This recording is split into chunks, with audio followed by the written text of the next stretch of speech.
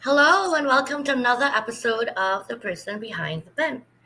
I am Nick, known as the Gifted Bipolar Writer, and I am the founder of Guiding Brilliant Writers. The Person Behind the Pen was created by me to highlight stories, to highlight the people behind the stories. And yes, while it did start out as an opportunity for the co authors who've published, 62 that are behind me here now with the publishing company, I know that for me, it's not about books first. It's about stories first, and it's about the people behind the pen. And with that, I wanted to open up this series once a month to give an author an opportunity to come up and discuss their book with us. So today's special guest, Dr. Tania Farran, is our first outside author special guest, and I am so thrilled to have her with us. I met Dr. Farran, gosh, I would say sometime last year. But I joined a part of the 2350 network that she co founded with Damien Kinsey. Since then, I want to say that we have developed quite a friendship, and it is my pleasure to bring her on today. So I want to make sure that I welcome everyone as you come in. Hello, Jackie. How are you? Jackie, darling, yes, I do love highlighting other authors just as you love highlighting people, and that's what we do. Hello there, Jason. It's so great to see you. I guess you haven't left yet. Jason's going to be in Nicaragua very soon. I'm going to miss him. I'm probably still going to harass him while he's there. His phone's probably still going to be bleeping. And hello, Melissa. So great to see you as well. Are you tuning in from work today?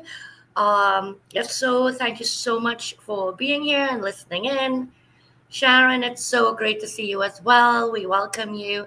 And if you missed today's post on the Guiding Brilliant Writers publishing page, there was a bit of an announcement. We are growing. Tomorrow would be our 4-month anniversary since we opened the doors to the publishing company, and we are growing. Sharon Burren was hired today as the virtual assistant. Leslie Flowers was hired today as our gold standard line editor. Was 2 books published since we opened, and 6 more on the way before the end of this year. Nick wishes she had more hands, and she doesn't, so it was certainly time to bring people on the team. I am just so excited. I didn't see this journey coming, I don't want to say coming to fruition, of course, but coming to fruition this quickly. And that just tells me how much support that the publishing company has out there, how much support that I have out there. And I want you to know that it doesn't go unnoticed. And I, too, in turn, want to be able to give back as much as I can. So please reach out to me if there is anything that I can do. So before I bring Tania up, the last thing I want to say is this. If you saw the short video as you were coming in, it was about 1 minute and 30 seconds. This was a short trailer created for Tania for her book. Guiding Brilliant Writers put out an offer for 5 authors to get a promotional trailer for about 60 seconds or less. But, I love Tania, so it was more than 60 seconds. And that would be a complimentary promo video for you. And we want to do this because we understand how difficult it is in the self-publishing world. That's where I started. And in some ways, I guess I'm still a self-publisher. I'm just doing it with a bunch of people. And, there are so many books out there, but it doesn't make one any less valuable than the other. And it's about getting it into the hands of the right audience. Sometimes that means just ramping up the visibility. And if we can help in any way to do that, send us a DM. Send it to Guiding Brilliant Writers. Send it to Nick and Guy Galindo. And we will get you that 60-second book trailer to help promote your book. We have 3 offers left on the table, okay? So get jiffy. Okay. With that, I am going to get this 30 years in education, founder of Creative Living Ideas, co-founder of the 2350 Network with Damien Kinsey, wife, mother, and daughter. So I was just talking to her about her mother in the background. I lost mine, and she had done a post not too long ago. I think she was out and about with her mom. And whenever I see that somebody that's in my age group out and about with their mom, I always like to ask questions, kind of live vicariously through them. I didn't get to be in the have my mom in the winter of her life, so I kind of lived that through my friends. With that, hello, Tanya. How are you? Hi, I am good. I am excited to be here. Thanks for having me, Nick. Oh, you're very welcome. And thank you for saying yes. I mean, if I think I have a hectic schedule, I really and truly remember what it was like 4 months ago working full time, leaving the house an hour before, coming home an hour after work ending, washing up, throwing dinner on the stove, and sitting down and getting started with the gifted bipolar writer. And I'm like, oh no, 2 years of this. Oh no, I'm going to crash and burn. And I don't know how you still continue to do it because, you have a family as well outside of that. You help run a network with Damien, and you guys have a tremendous amount of events going on in your network too, which I'll be on Sunday. Just saying, sorry. Yes, yes, So absolutely. I know. You know what? Sometimes when you're in it, you just do it. You know what I mean? You just find a way to make it happen. But I have to say a couple of things. First of all, thank you so much for having me on the show. I appreciate you opening up your person behind the pen, which I think is a brilliant title for the show. I love it. And the shows that I've seen have been incredible. I absolutely love it. Congratulations on 62 authors that you've had in your books. Like, you're just a dynamo. And so anybody out there that's listening, everyone always says, "Oh, I wish I wrote a book." Here's your go-to person. Like, go get a book written, be part of one of her anthologies. Like, totally go for it. Like, I think that's incredible what you're doing, and I'm really, really proud of you. And I'm delighted you're part of our network. And you bring really a great flair and a lot of wisdom and passion and encouragement to the other members of the network. So I'm grateful for that as well. And then the friendship, I absolutely have loved the friendship. I love being able to text you, and you're East Coast. I'm Central Time Zone. And I absolutely love the fact that I can get up at 6 in the morning and text her, and she's going to answer me back. I am terrible with time zones, and I feel so bad I that love it. No, go ahead and text me at I 5. I don't care. and I text people. But then with you and Damon, I'm like, they're up early. They got to get to work. Like, that's what I'm thinking. And then my friends who run their businesses and don't go to the office or go out to work anymore, I stop and I pause. But the one person I screw up every time, but he loves me so much, is my virtual brother, Aaron. Because Aaron, I think, is 2 hours behind me. Oh, So when I gosh. send him a text at 5 o'clock Yeah. in the morning. It's Yeah. like 3 o'clock in the morning, but he Yeah. never gives me trouble. I Before love it. you run forward, there's a question. Ah, yes, Jason, nice to meet you. Thank you for being here. And thank everybody for being here. Thank you, Jackie and Kenneth and Sharon. I'm grateful that you all have joined. So the 2350 Network is a network that Damien Kinsey and I created. And the 2350 means don't let 10 minutes of something that happened in your day ruin the other 23 hours and 50 minutes of your day. And so our network has a group of people that we have together, and we have a website. You can check that out. You can just go to 2350network.com. And we get together and we support one another, as far as like as a network. We do networking activities together, and I think Nick's going to run through some of those things here in a little bit. But we've got a networking organization that we have members, and we do lots of fun things, including tonight we have a social trivia night tonight. It'll be fun. I was just gonna say yes, like you said. Oh, I bring wisdom and I bring flair. Tonight I'm bringing it. Okay, because this is movie trivia night. Guess what? I really love movies, but I don't care because I know it's going to be fun. It's going to be laughter. I think there are little prizes too. I like to Yeah. win stuff. I'm that person that never really wins anything. There are some Right. people who just don't win anything. For Mother's Day, my son gave me, he knows his mom so well. So I got the flowers, I got a beautiful card, and when I popped it open, there must have been like 10 scratch tickets in there. He must have Oh, I spent like love that. $50 buying scratch tickets, and he knows Yeah. his mom. So, scratching, scratching, scratching, scratching. And he was there and he was like, I could see him, kind of like, oh, when you give that to somebody as a gift, you're like, can they win $10 at least? Oh my God, I won like $75. He was Oh, so nice. happy. And my thought process was, I didn't buy it for myself. That's why. Right? So, Yeah. yeah, he knows me well like that. And tell me about your kids. I'm just curious. So, Yeah. how old, if you don't mind Yeah. me asking? Yeah, no, I don't mind. They might mind, but they probably won't see this one anyway.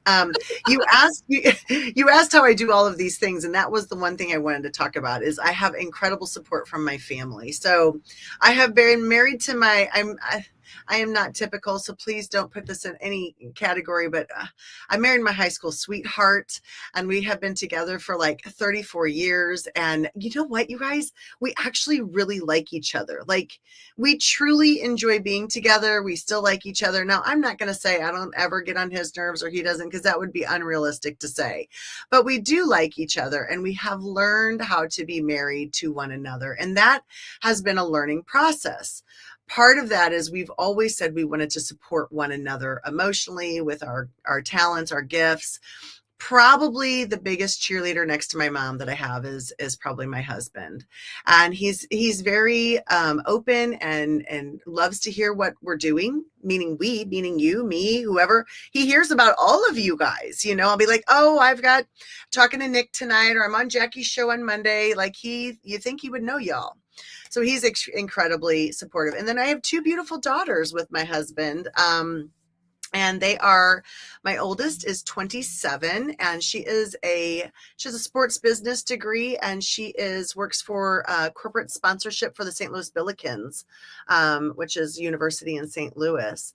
And then my 25-year-old, she is a manager at Commerce Bank in the St. Louis area. She was the youngest branch manager that they've ever hired at 23 years old. So she is a pretty incredible young lady as well. I have 3 grand dogs.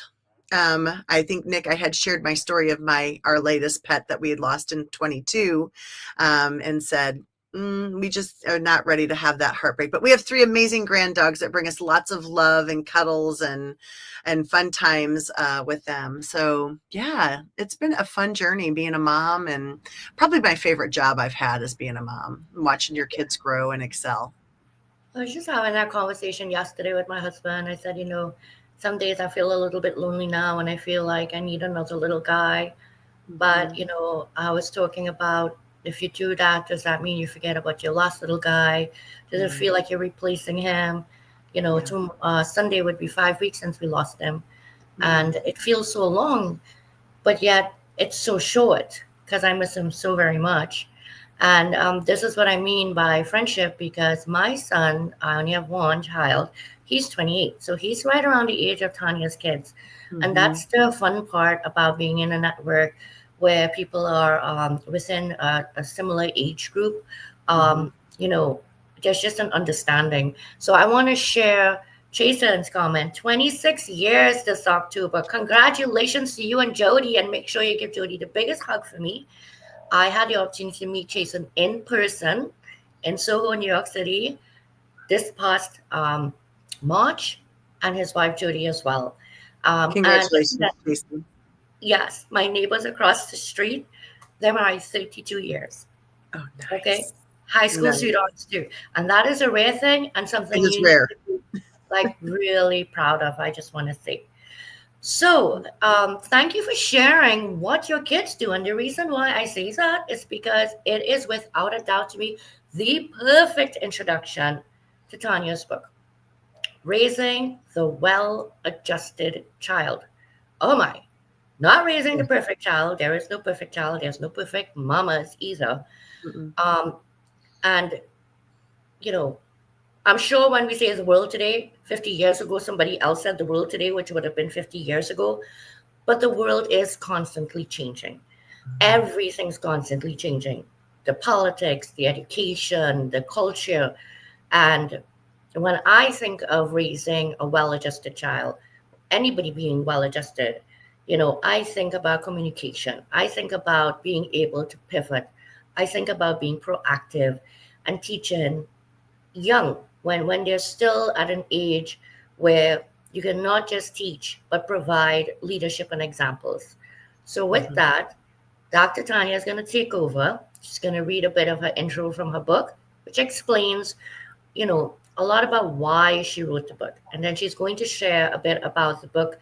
Um, well, I'm going to shut up and let her share about her book. Okay. Okay. Okay.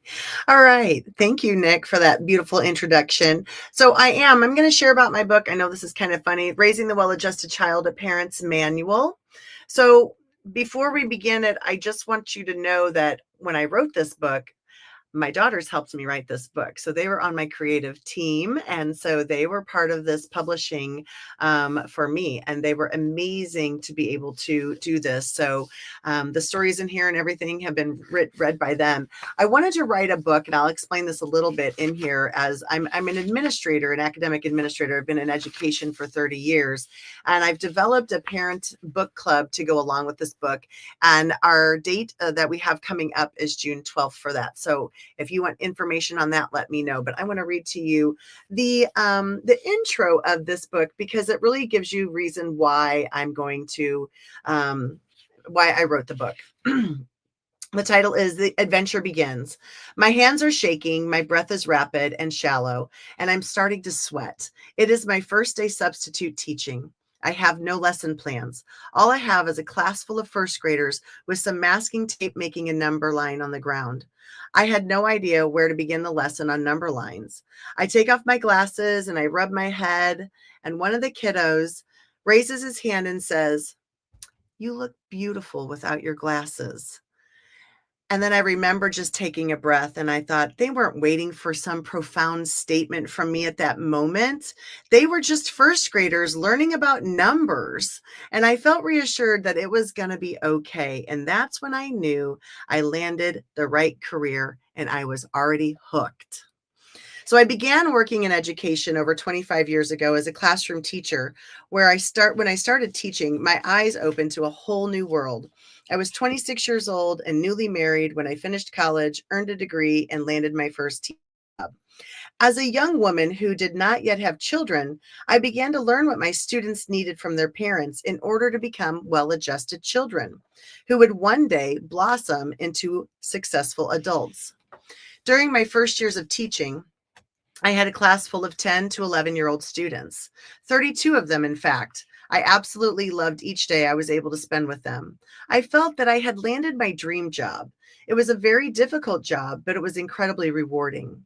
I looked forward to being with my students every day, and I was genuinely excited to go to work. There were days when it was cold and dreary out, and while driving to work, I would think, what am I going to do to perk up this day? As the leader of the classroom, I knew that I was able to set the tone and the mood of the day for my students. Some days I would dress up in a costume or read in a silly voice when I wanted to entertain the kids, or I would have a quiet music playing when they entered the room to relax them right away. I began to learn their likes and dislikes from a personal and educational perspective. As a teacher, you quickly learn how to monitor a group of humans. My students, like most children and adolescents, were drawn to structure and routine. While my students' schedules were modified, they had a wide variety of reactions. Some students could not handle it easily. Some students could handle it easily. Others could not. I learned to create schedules and routines that my students responded to and enjoyed, and it made our time together worthwhile. When you're an educator, you have an immense pleasure of truly getting to know your students. I was able to learn about their families, their friendships, fears, and dreams. It is a treasured career because we as educators are able to be present for so many milestones in many children's lives. We get to see them master the art of reading, to lose their first tooth, to make a friend, and to experience that light bulb moment. We may even dry their tears after a skinned knee during recess. Getting to know my students also came getting to know my students also came with becoming familiar with a variety of different home lives and family situations. Students often came to me with scenarios that I didn't know much about. Teaching in a modest suburban area, I came across many different living conditions. There were students who were living with both parents, a single parent, grandparents, a friend, or those who were unhoused. Some of them had parents who were ill, who had passed away, or who had abandoned them. There were students whose parents had overdosed, were incarcerated, or were involved in domestic violence or abuse. I've had the experience of working with children who were adopted or in foster care. Some children experienced a variety of situations described above, and others experienced none of those. I am certain I have encountered just about any family situation you could imagine, and I believe most teachers in America would say the same. In all honesty, though, I have loved working with all of them. They have all touched my life in a meaningful way, leaving a profound and lasting impact on me. Knowing that my students lived in these unique and often difficult situations made my job all the more important to me. All I wanted was for my students to look forward to coming to my classroom every single day. My intention was to ensure that my classroom was a safe place for them, a haven of consistency, discipline, expectations, love, and compassion. And looking back, I realized that not every child and parent liked me. That's life. However, my intentions for entering the profession were always good and kind, so I feel I have led a rewarding and successful career in education. Home environments aside, I have worked with students who have had a wide range of abilities. I have taught children who have Down syndrome, attention deficit hyperactivity disorder, reactive attachment disorder, and other diagnoses. Public school education is a wonderful place for students to learn, and each student learns differently. They can make teaching quite a challenge, but it also allows students to learn from each other. In my experience, I had very few discipline situations occur in my classroom. I can count on one hand the number of students I sent to the principal's office over 14 years. Implementing structure and routine provided the consistency to my students that my students needed to be successful and kept most discipline issues at bay. When I decided to take the leap from being a classroom teacher to an administrator, this is where it gets interesting. I was confident that this was what I wanted in life, to be an administrator. As a principal, I figured I would be able to reach more students and more families. I landed a job as a principal of an elementary school, and let me tell you, I was quite overwhelmed with the transition from 28 kids in my classroom to a school of 750 kids and no assistant principal. In this role, I continued to learn about the different dynamics of families and children.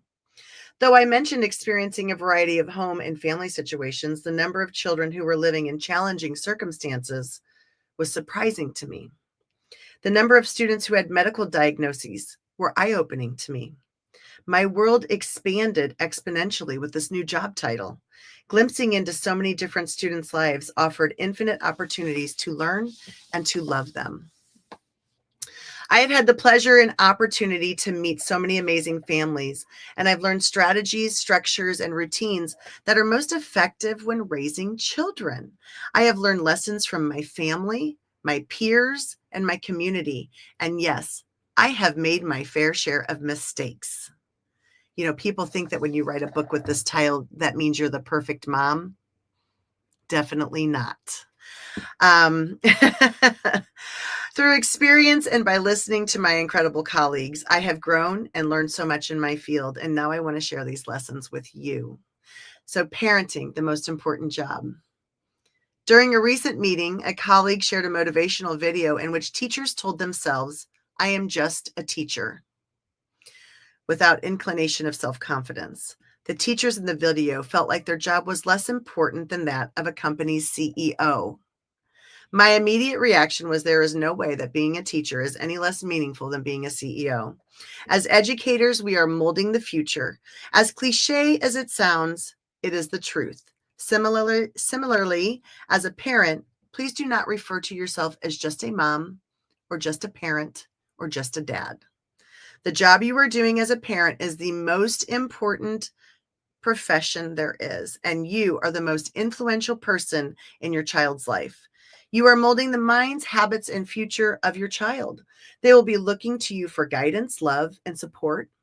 And parenting is the most important and incredible job of all.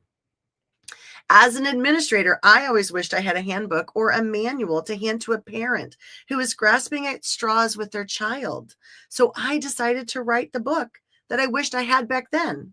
So this book is my way of providing you with the strategies and structures that worked with my students and my children.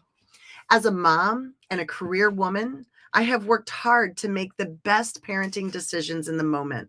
Some flopped, and some were hugely successful. Combining my 25 years of personal parenting and educator experience, I've learned a thing or two and wish to share my ideas with you. My goal for the book is to provide you with a helpful and approachable parenting resource.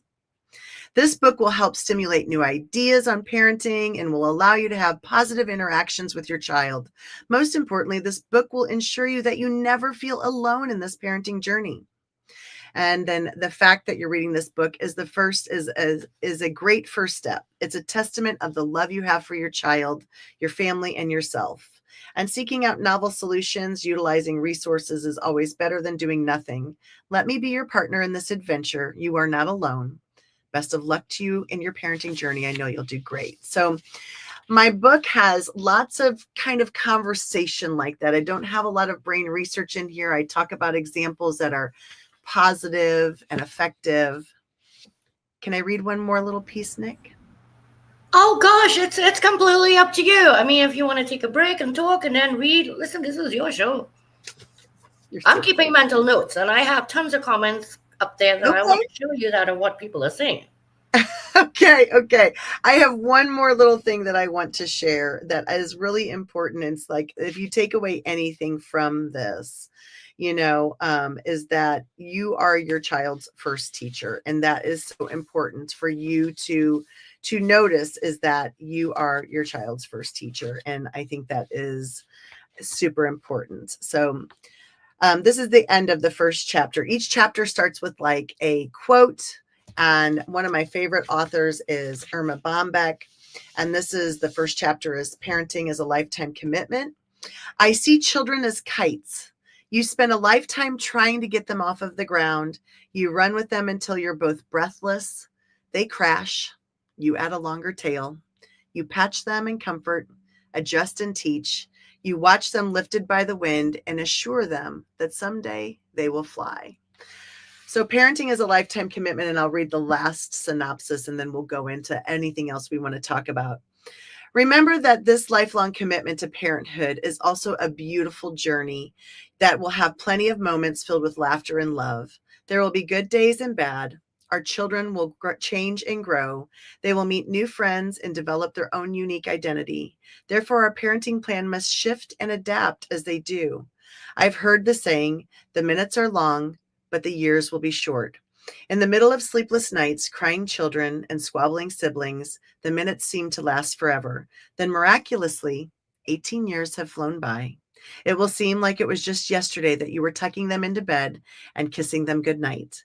Remember to be grateful for the seemingly mundane moments you share with your child, as they will become fond memories for you to look back on.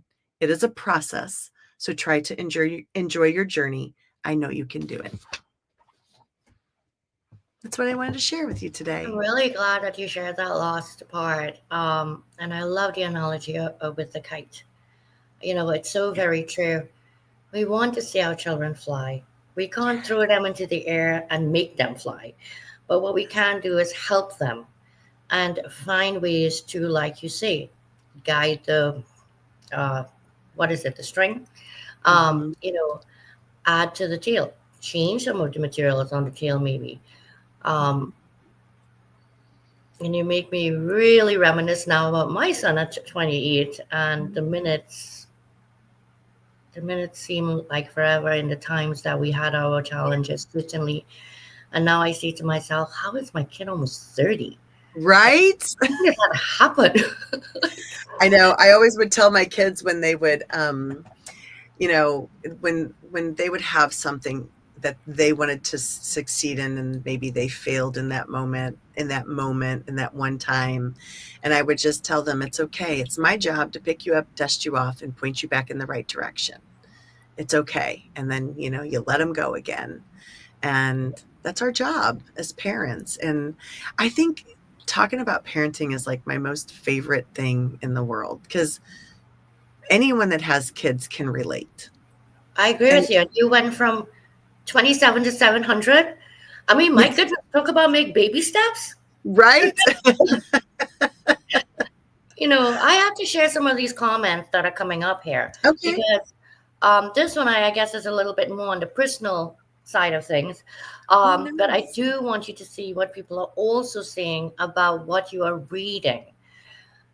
Oh, Love this, Tania Farran. You have hooked education and children are to my passions. yes. So I'm glad that Leslie was able to make it. Thank And you. just in time to hear you read as well. Thank you. I love this comment from Jason. I love that you embraced these diverse students and understood that each kid's journey is different. So much of what's going on right now with the anthology that I'm working on centers around different diagnoses. And one of the writers is just 19 years old. He's Mm, actually Sharon Bruins' son. And so for him nice. to share his experience with ADHD and anxiety depressive disorder, whereas somebody like me, so removed from school, going to be 49, this young man can relate just yesterday, if you know what I mean. And now when I think about the other side of it, listening to you, and even listening to you say things like, what do people really think teachers do? You see Mm, them make their first best friend. You see them mhm, get into their first fight and pulling each other's pigtails. mhm. You see the first missing tooth. The tooth might even fall out in the middle of class. Right. I mean, you see so many firsts that parents themselves might miss because of when it happens. Because who do they spend the most time with outside of their parents? You, Right. Right. right? So, I mean, what just an absolutely incredible. Um, I am sharing. So, parenting, I describe it as the most important job you have. Simultaneously, it will have you doubting yourself all at once. Oh, 100%. 100%. I only Oh, made it through your first chapter, so this is great hearing more. thank So, you, Jackie. I am reading everything slowly. I can't even tell you how many books I have in my library right now. But I just want to let you know that everybody in the comments, thank you so very much. We are seeing you, we are seeing your comments. And so, talk to me a little bit about. I know you shared why it is you wrote the book. I know you shared, um, you know, a lot of your journey in terms of examples, for example. Like for Mhm. examples, for example, did I just say that? I would have redlined somebody for that.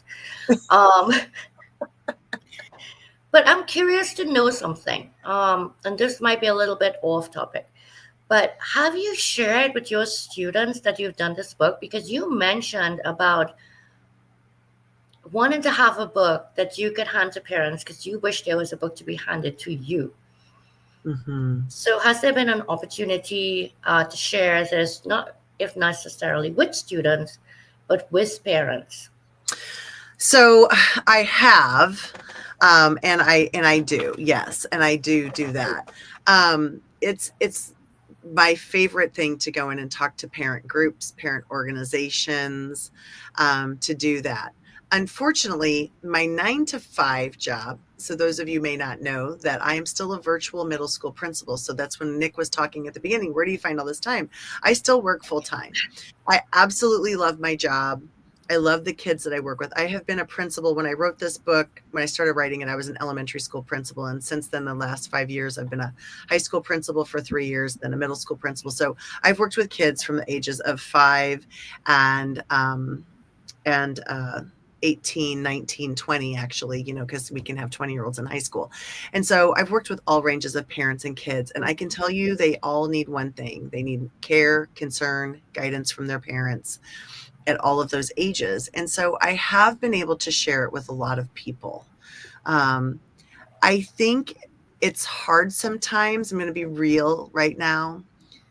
Parents often don't want to talk about parenting because I think they think that if they buy a book like this sometimes, then they feel like they're not adequate as a parent.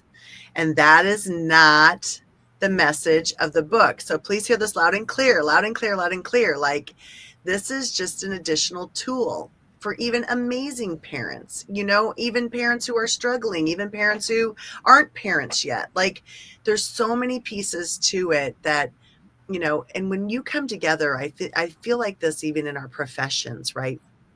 You want to learn to write, you're going to add some additional tools to help you. Maybe you're going to use some AI. Maybe you're going to use Grammarly. Maybe you're going to go to a writing conference. Maybe you're going to get an editor, right? You're going to use all those tools to help you become a writer. You're going to be an architect. You're going to follow certain firms or certain styles, right? You're going to read books on that. We need to do that with parenting. So we need to be paying Yes, attention to that and having those conversations. we Just absolutely each do. other.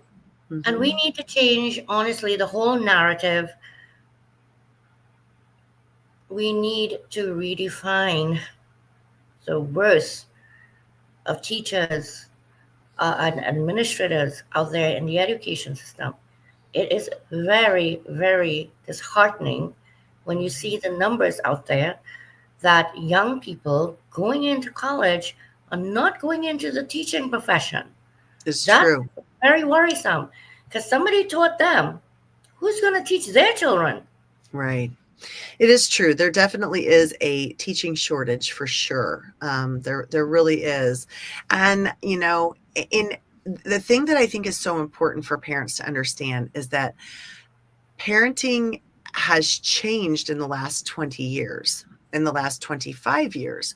What parents have to deal with and kind of dodge is so different than it was 25 years ago. So that's where I want to help them. I want to help guide them with that. And I do spend a lot of time talking to parents even today. So I'm very up current on what kids are doing, where they're going and how to pull them back into where the parents want them to be again, And I always say this, kids are sneaky, but you know what? They're supposed to be. They're kids.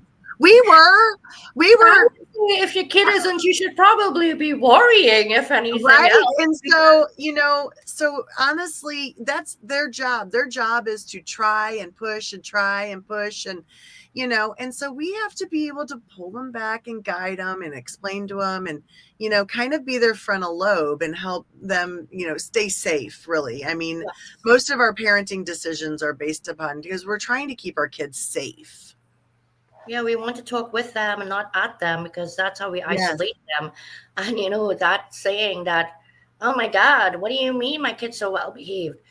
They're always well behaved for anybody but the parent. Right. So, wouldn't it be nice for a parent to actually say, my kid's so well behaved? There is a question up here from Joni. Did you teach during COVID? Curious of your thoughts as I see a serious impact on my 3 children. So, Joni, I was not a teacher during COVID. I was a principal during COVID. And I do know that there is, we still see a bit of a learning gap with some of our kids. I mean, hopefully some of the kids have caught up during that. So if you're talking academically, there is some of a learning gap. And if I were, I would talk to their teachers to see where those gaps are and what could you do to sort of close those gaps, maybe even over the summer. Realistically, kids lost about 3 months of school, from March to the end of the year, maybe the very beginning of a school year. But we were in Missouri, we're back in school by August. So really finding that. Now, if you're talking socially and emotionally, I still think there's a lot of those pieces with kids that are happening. And so that would be like a totally different kind of conversation to have. Yes, and one that I want to, because I believe that and there's been some introduction as well and carryover to Christine Lynn Jones and Kristen Lynn Norai, they tackle that other side. And I loved that, I really would like to do a show and bring you and them on because then you get to tackle it from all sides, right? The educational side and in the classroom and helping them to adjust to just behavioral challenges. And then there's the social emotional side that also affects the learning. Leslie is saying it's an extremely important point. That's really a fear of not being smart enough and how that will look to others and to themselves. And that happens with everything, that self doubt that creeps in, even with writers who've, they're writing for the first time and they're petrified that they can't write, they have nothing good to say. But, the difference between writing a book and raising a child, I mean, like, hello? Like, Mm-hmm. so that's one of those things that it's not even a matter of step up and face the fears. If you put your child first, that's gonna, in my mind, be erased because Mm-hmm. all parents want to keep their children safe. And isn't this not part of keeping your children safe? So Christy's saying parents need help. And I mean, like I They said, do. especially with everything going on in the education system and the changes right now, and what could be possibly happening coming down the pike with the Department of Education. I mean, there's going to be so much more additional support required in Mm-hmm. so very many ways. So I am going to share um, Dr. Tanya's. I'm so sorry. I'm looking right because there's so many comments. So we're You're both going to have fine. to You're type fine. back in. You're Um, fine. if you are not connected with Tanya, please connect with her. I have her LinkedIn information here. Get your phones ready so you can scan the QR code. Are you ready? Three, two. I'm such a pain in the neck. All right. Oh, wait, I'm blocking the QR code. Yes, I did just do that. Faux pas. Hang on one second. Let me hide a comment first. All right, let's do this again. It's hard to be the producer at the same time and the host, isn't it, Nick? You're doing an amazing job. I tried to convince myself being bipolar means that I could do two things at once. Yeah, I don't think so. But I'm trying. And so we're going to run that again because I'm yapping and I need to stay quiet so you can scan the QR code.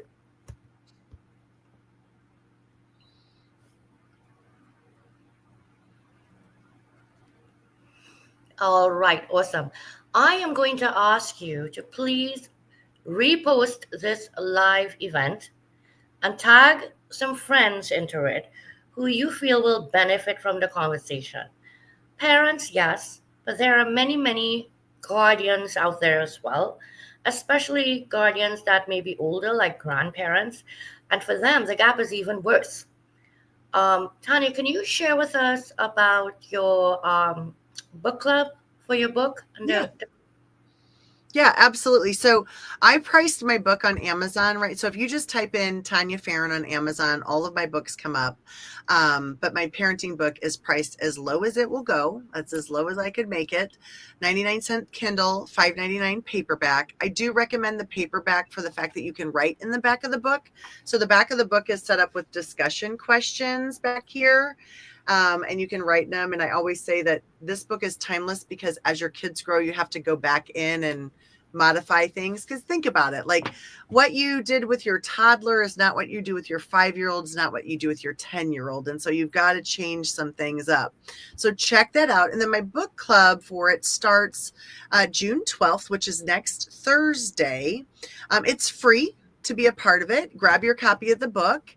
We'll get together and we'll talk about the first few chapters. I've got some chapters sorted out. So once you sign up on Creative Living Ideas website, I don't know if I dropped that in the initial comments. I think I dropped the book link in it originally, but I will drop Creative Living Ideas web address in there. Yeah. Look, somebody got it already. Yay! So they Thanks, certainly went in and Michelle. they certainly were able to find you under Yay. Dr. Tania Farran. So, um, Awesome.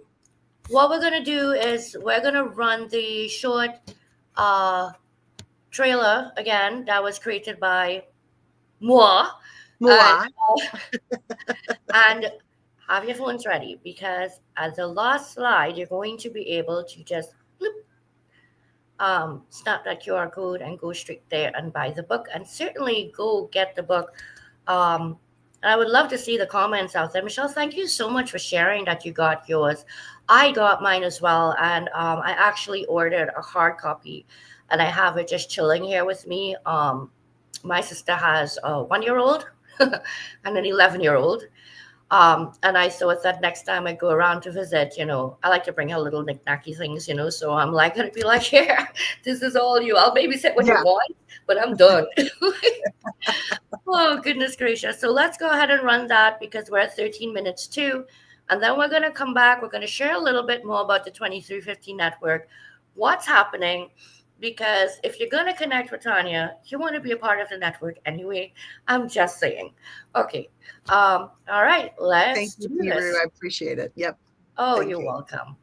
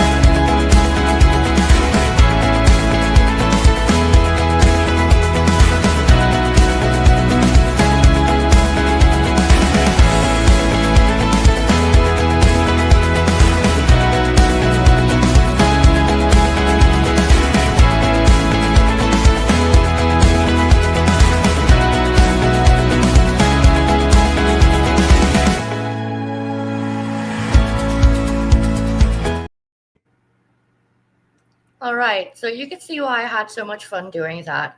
When I looked at the cover of the book and I saw all the colors, I was like, yay, there's colors to work with. Um, my book covers can be really minimalistic. It's just my style. And this one was, but what I enjoyed about it was the way that they had the different heights of the kids, but they were all a different color. And so I got to color coordinate. And if you know anything about me, I'm such a weirdo about things matching, like really bad. So like the slides had to match the color of the child on the front cover. And I just had so much fun doing that particular trailer. And so Jackie's saying she had missed it. So I'm glad you got to see it. It looks like Sharon just grabbed hers. So also, I'm so excited to see you guys grabbing the book. It means so much. As Yes. a writer, yes, but now as a publisher, I see the blood, sweat, and tears that goes into the creation of something like this. People share their stories, yes, and you get it in black or white, and you read their words strung together, they evoke emotions and everything else. What you don't realize, though, in between those pages is more than just emotion. Mhm. It is a living, breathing, tangible part of that person's heart. Mhm. Writers write for the love of storytelling, but they also write for other reasons. They write to provide knowledge, they write to inspire, they write to motivate, they write to leave legacies. So there are so many reasons, and I get it, books are everywhere. But when you stop and think that, oh, a book's 5.99, a book's 7.99, it's kind of saddens my heart as a publisher because I feel that it's so devalued in today's society. I'm a paperback girl. I like to touch and feel. It doesn't matter if you're a digital girl. It really doesn't matter how you choose to do it. And everybody's busy. Um, and I'm the worst because, hello, I need to make time to read. And I do. Now I got my hammock and I go sit out there. And even if all I could do is get through a chapter, I'm happy to have gotten through a chapter. I honestly feel, and I say this about my books, and I'm not going to say this about Dr. Farran's because that's not cool of me. So I'll let her decide. But I love that people support and purchase, right? but purchase and honor the writer and read it. Even if Mhm. it takes you forever to read it, I don't care. Yeah. But purchase it and buy it with someone who you know will read and benefit from it. Because at the end of the day, that's why people that are doing it, I want to say for the right reasons, because everybody has their reasons, right? Whether it's to make money, become a bestseller, or to really imprint on someone's life. No matter the reason you choose, right? If it's imprinting on someone's life, then as the writer, you really want to see that happen. And the truth is, as writers, we will never know who will read what we wrote, who we would have impacted, whose life we may have changed, when that book might show up 30 Mhm. years down the line. Okay, Yeah. maybe one of Tanya's greats will say, "Oh, my great grandmother, 3 times removed, was a published author. Oh, I didn't know she was a principal. Oh, maybe this is why mom's always giving me such a hard time about everything." Or maybe one of your great backup one great is going to be like, "Thank God she left me this guy because I am ready to throttle these kids." So just within the space of her own line, own genealogy, what she has chosen to do here is going to make an impact. So just think, if every single one of you went out there now, reposted this video, said, "You know what? Go look at this. You really need to get to know this lady. And if you're struggling with your kids, because God alone knows most of us are, why don't you give this book a try?" And while you're at it, that lady up there with her who talks too much, so that pretty little video, she can make that video for you for your book for free. And only 3 people got it. Oh, yes, I did plug myself in there. So, um, in 6 minutes, we're going to have trivia night. What Yes. else goes on there? Let's see. We have Leadership and Lemonade. We have Mhm. Think Tank Thursdays, which I love because I don't shut up and I like to give ideas, but I Love also it. have ideas. Um, we also have Family and Friends, which is sprinkled throughout the year. Mhm. So when you see I post a flyer saying Family and Friends, if you would like to come along with me as my guest, I'm more than happy to bring you. So you gotta keep looking at my content. Oh, that was stupid. So that you can see that too when it happens. I did just see that. Book clubs, and of course, her parenting book club, and last but not least, in March, I was able to participate and present in the virtual wellness experience. And I have been in 1 or 2 summits before. And one was recorded, one was live on a Zoom, but never have I presented. And boy, oh boy, was that like clink, clink, clink, clink. Um, but I was so grateful to be in a space with people who saw me and what I was trying to bring to the table, even though I was like, slide, move, slide. And I presented on owning your bipolar brilliance in business. And that's exactly what I'm doing right now.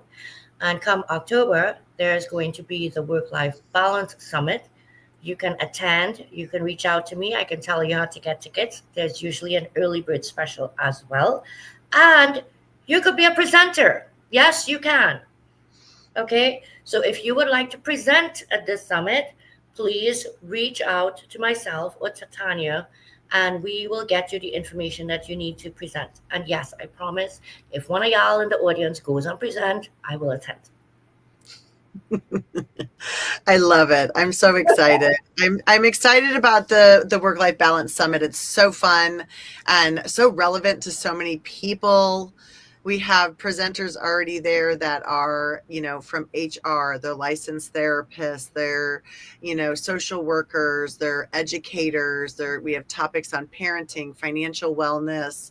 We have on, just your own personal wellness. There's so many amazing things. So, and Yep, thank you, Michelle. I appreciate that. Thank you so much. absolutely. Marissa, yes, it is a great video, but that's not difficult to do when you're working with great material. Um, Awesome. Michelle, you're also asking me to email it to you. So do me a favor. In the DMs, please send your email out to me. This way I can get you what you need. And then I see up here, Jackie, thank you so much. Always a great show when we have a great guest, and we have only great guests. So the show is always great. What can I say? Um, and I do want to put the invite out there one more time. Once a month, Guiding Brilliant Writers, hosting the person behind the pen, will give an author an opportunity to come up here and do just what Tania did today. Come up and talk about your life's work. People want to know about it. You know, as a publisher, if you're only going to promote the people that you publish, you got a problem because publishers, okay, publishers, let me be careful how I say this. When you're really passionate about something, you need to know your why. When your why fuels you, it comes naturally to want to be generous and to give. It is not a thought process. It's not a I need to do this for that to happen. And I don't think that people realize when you give, you receive so much more in return. Yeah. Okay. And that does not need to be dollars and cents. It really doesn't. What it is for me is knowing that I could have somebody tell me that my mother read this, my brother read this, my daughter read this, and they said they never knew these things. And we are so much closer because of it. And Tanya's book is going to help parents out there to not just raise well adjusted kids to society and education and everything else. They are now going to help draw their connection closer, right? On a mom, dad, child level. So, Tanya, we have just a minute. And any closing thoughts?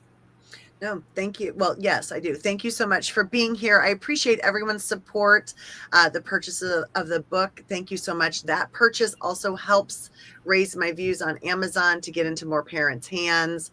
I am here to help support your community, your parents, your friends, your friend groups, all of that. Send me messages, connect with me on LinkedIn. And thank you again so much. Thank you, Nick, for being a brilliant host as Oh, well you're as welcome. a brilliant publisher and writer. Thank you. So, Sunday night, this Sunday at 8 p.m. Eastern, Yep. come see Tanya interview me. The roles are going to be reversed. Tanya is going to interview me about our upcoming anthology, We Choose to Be More Than Our Diagnoses. And I will be there with one of the co authors in the book as well, who also owns a publishing company, by the way, because I walk my talk. It is about collaboration over competition. And with that, I Absolutely. want to wish everyone an absolutely wonderful evening. Bye bye now. Bye now. Thank you. You're welcome.